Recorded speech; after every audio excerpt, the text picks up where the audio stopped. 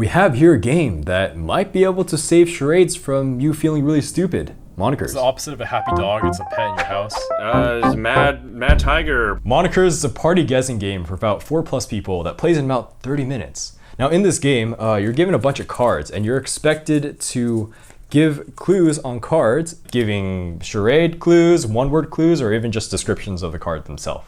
Monikers, very simple party game, very simple components. Let's check it out. Open the box like this. You get the very simple how to play.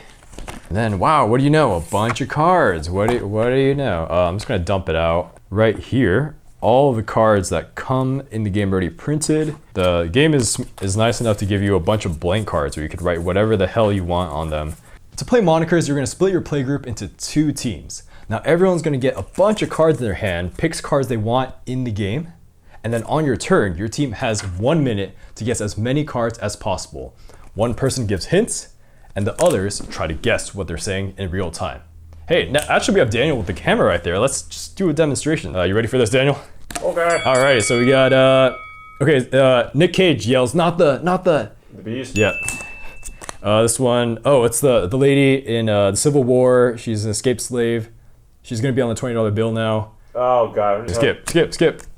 What? Yeah, I don't know what that is. Very telling about this game. Person that uses social media to launch personal attacks. Troll? Kind of, yeah, but more cruel. You know, like blackmailing people on the internet, essentially.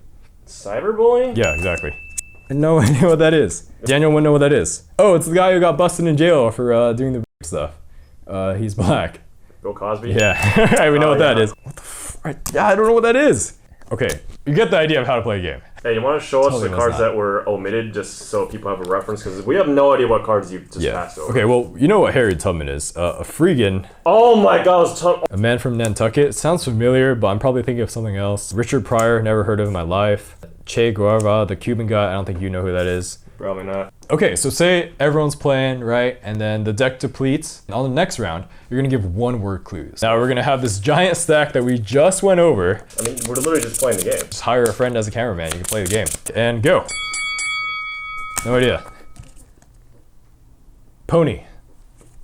Pony? Vegan. Vegetarian. Cuban. Oh, it's Shed. Oh, Nicholas. Beast. Marxism. Communism. When that deck is up, you're gonna do the final round, which is charades, which if you guys don't know what that is, that's basically silent pantomiming what's going on. Shuffle this real quick. And I don't know if I made it super obvious, yeah, it's always the same deck of cards that you just use for all this. Exactly, it's always the same deck of cards. So literally, it's all my fault for not remembering. Now for the final round. Okay, so you still got me even when I stand up? All right, you ready? Let's do this. Okay.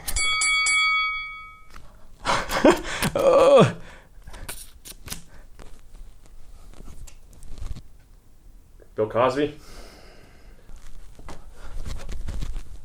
Oh, it's something Tubman, Harriet Tubman. Yeah, I got it.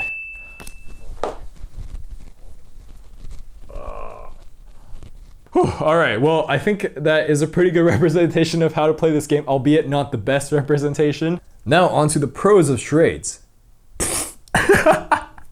Now onto the pros of Monikers. So Monikers is a game where you can play charades without feeling like an idiot.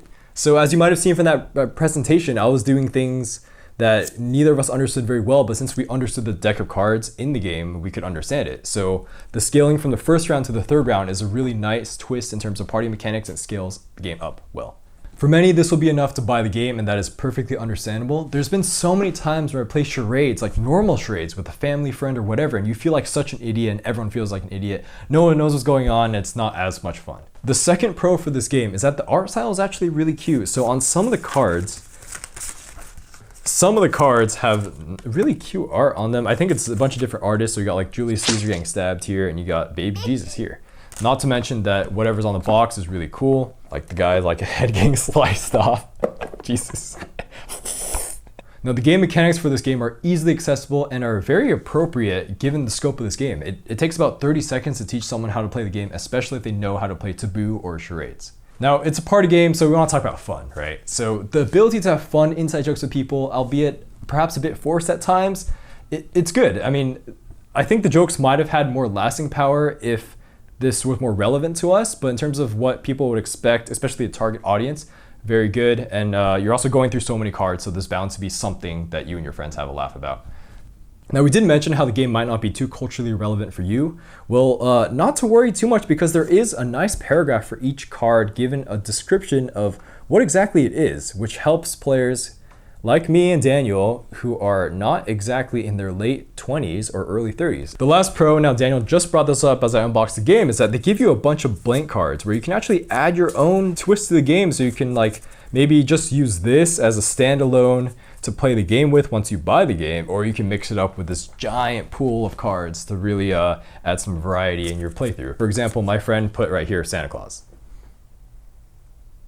Now it's time for the cons on Monikers. Okay guys, I have to be really real with you that this game, it's so heavily reliant on pop culture, but the pop culture is heavily restricted to people born in the 1990s, the early 1990s. I was born in the late 1990s, so is Daniel. I understand about half the cards, Daniel understands about 10%. This leads to a lot of people memorizing cards from the play deck as it gets passed around your group. Now, as this gets passed around and people having no idea what some of the cards are, like Joey Chestnut or a Planeteer, which no one I went to high school with understands these cards. But people who want to win the game are going to end up memorizing cards as it goes around because they want to win. The memorization is especially pertinent in the later rounds of the game, where clue givers find themselves struggling really hard. Okay, sure. Sometimes you have to memorize some cards to have fun and win. What's the harm in that, Ashton?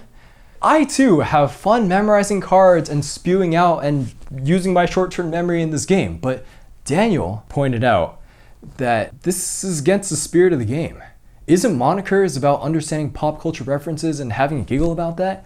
If we're forced to memorize cards, we're not really comprehending the cards themselves, just the exact words that comprise the cards.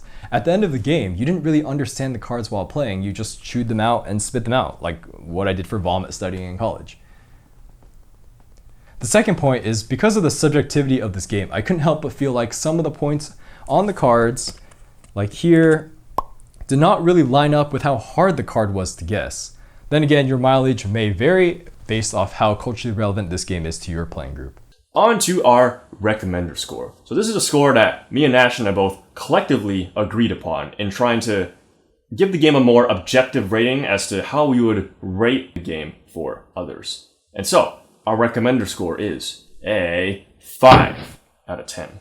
This game is dead on average, and a big part of that is because of how polarizing this game is going to be depending on your age group, because if you are in your 30s, this game is going to be great. It was designed for you. You're going to get most of these cultural references. Millennials. If you are Zoomers, you are young chaps, you're going to be pretty confused as to what the heck is even going on.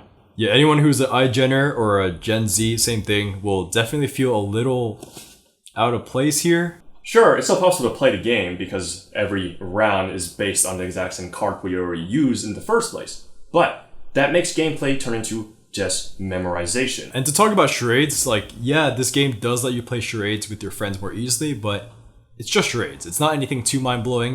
And if you really like the core mechanics that we explained earlier in this video, just go ahead and borrow them and just like make your own cards, use Cards Against Humanity or whatever the hell you want. You don't have to lay down the cash to buy this game.